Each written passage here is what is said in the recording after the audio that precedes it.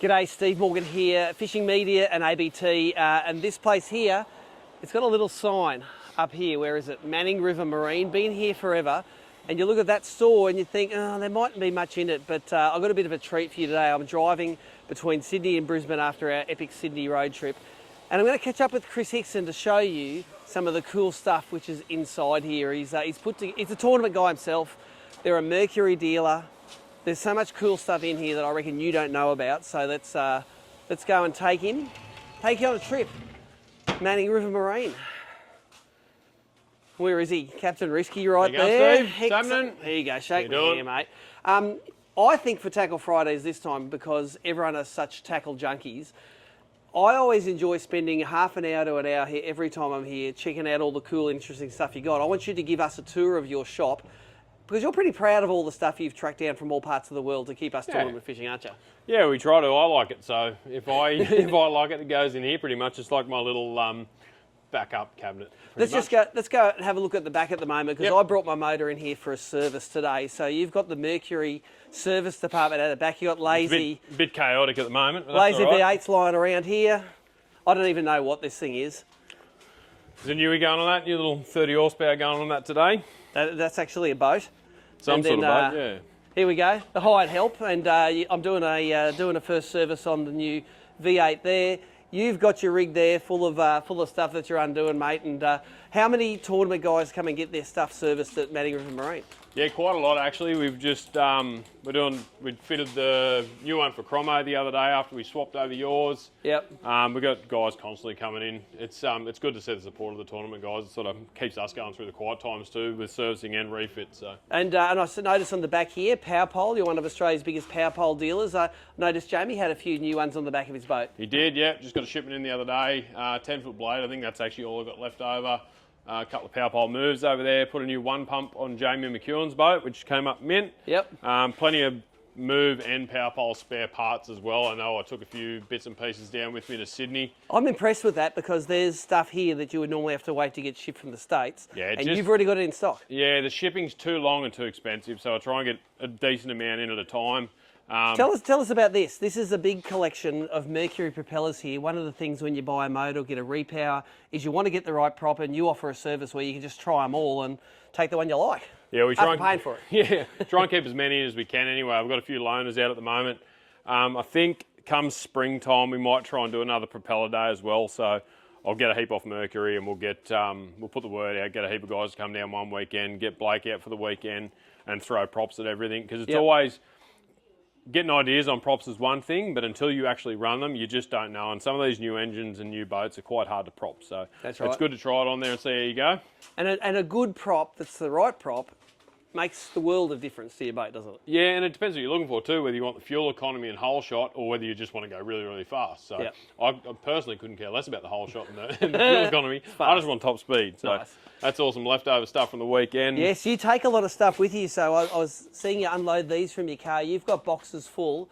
So if you want to crack a crab, see Chris Hickson at a tournament. You've got all the extra things. Yeah, we try and get backup stock, leaders and line, and just the basics that people tend to run out of at a tournament. Like, I know what I run out of, so I try and pack a lot of that sort of stuff. So I've got backup as well. But it's handy if someone gets short of some leader or some line, or has a failure, or there's one thing that's working and they need more. I've probably got it in the car. Hey, I'm out of everything except medium buck and basses. You might have them here. You might be the last man in Australia with them. Yeah, I think I've got no real big ones, but from I think medium to XL, I think I've got a couple of suits left, only in black. All right, so, good stuff. Good to go. Send them your way. I want to take us to the front right corner of the. Let's start at the front right corner there. Let's do it.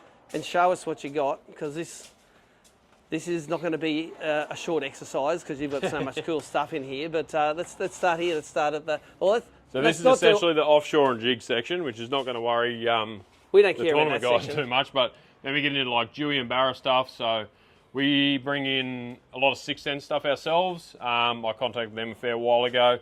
So Barra swim baits, cold swim baits, bits and pieces.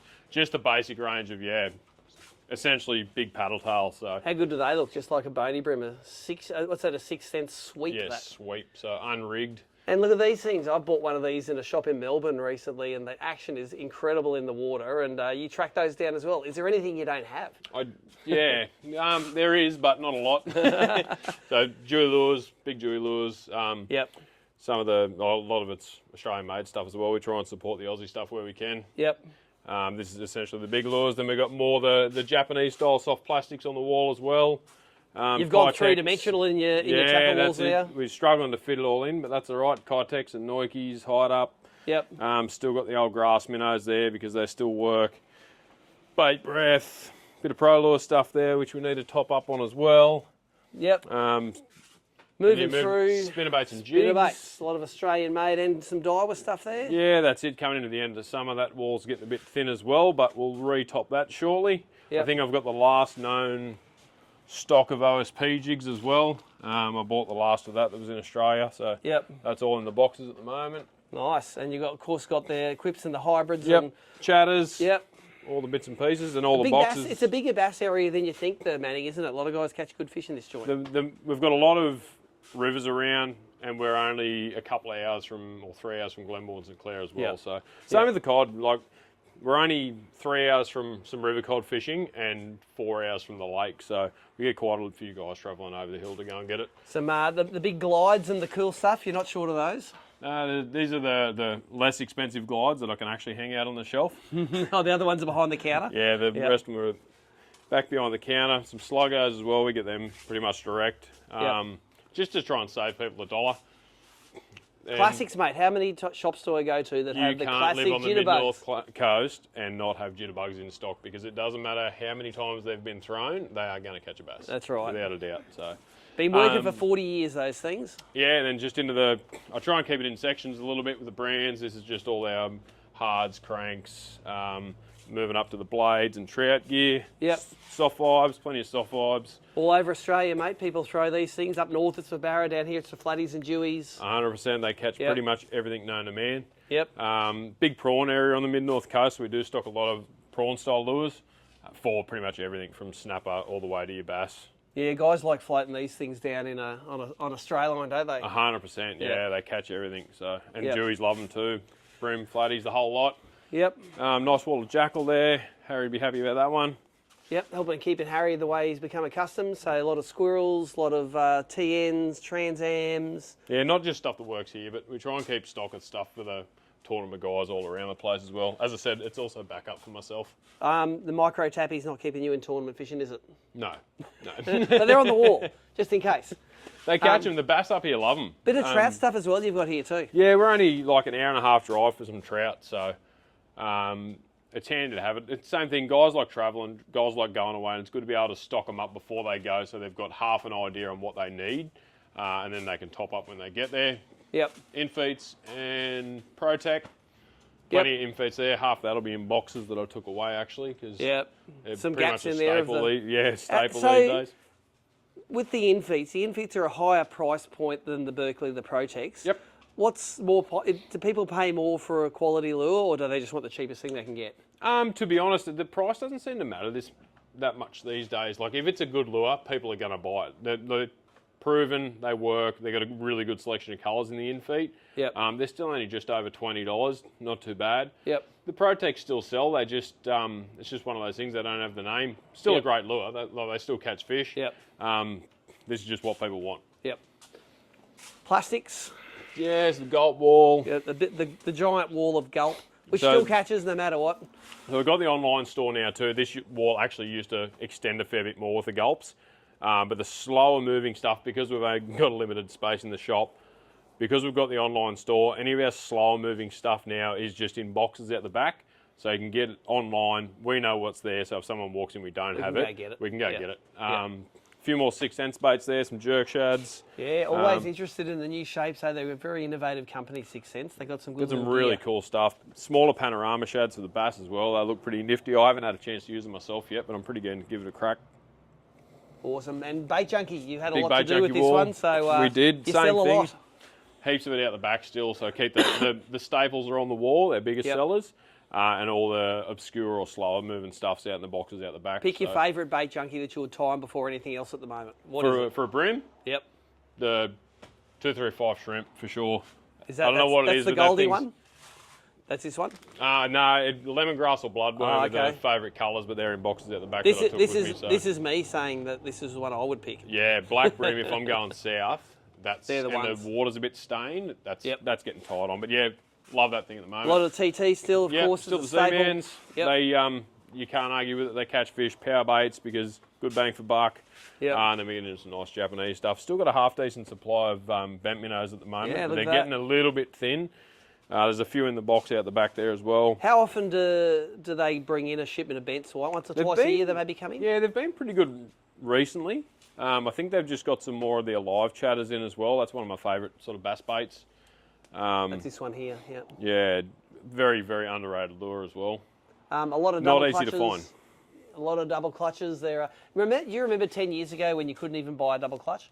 I do. I have this conversation with people quite often, how old that lure is now. Yep. It has been out there for a long time. You've got- And yeah, and then the more niche stuff, MMDs, Molosses, bit of evergreen stuff, Yep. bit of Aussie made, tailor mades. Hey, how about the history of the? I do. I remember when this river. it was on the wall down the front that started. Timmy thought we Yep. all use shad style, and no one's going to throw the fat ones. And then Timmy goes, "These things work." They work really So good. a bit of local history there. And same thing, like it probably a bit slower seller these days compared to what they used to be. They still work. Like they bring out a fresh colour and they sell pretty well. So Yep. you can't argue with the fact that they've caught for a long time and they're Yep. still going to keep catching. Yep. Local made brand as well, RV Lures, makes a cracking big bent for the flatties. Yeah, big flatty and swallow that thing. These little pop and props are one of the coolest little bass baits as well, like for up the river here. Brim and bass, to be honest. Yep. And then another local guy makes these big bents with a soft tail. So you do support all the little local Yeah, fellas as much well. as we can. It's not all fancy Japanese stuff. It's Yep. if it's good, it's good. Now this will always cost me a lot of money when I come in here, Especially in summertime.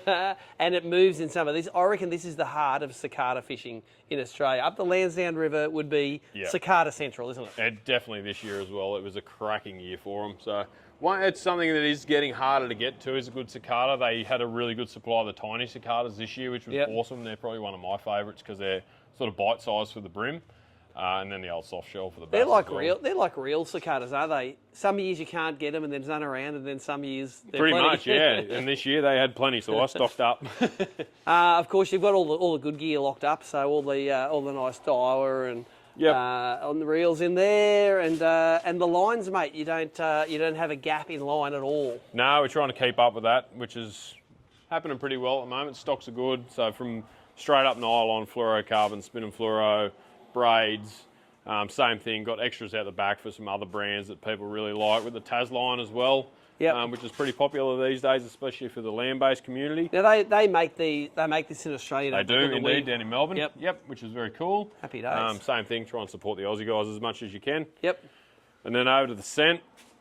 The spike it, which can be quite difficult to find as well. I know yeah. AFN's just got their stock back of that. Yep. Loaded the shelves up again. It went MIA for a little while, and we were struggling to even get it from the States. But Imagine having a semi-trailer accident and knocking a load of that stuff onto the highway. How much would it stink? it'd stink. It smells bad enough on the shelf half the time. In the bottle.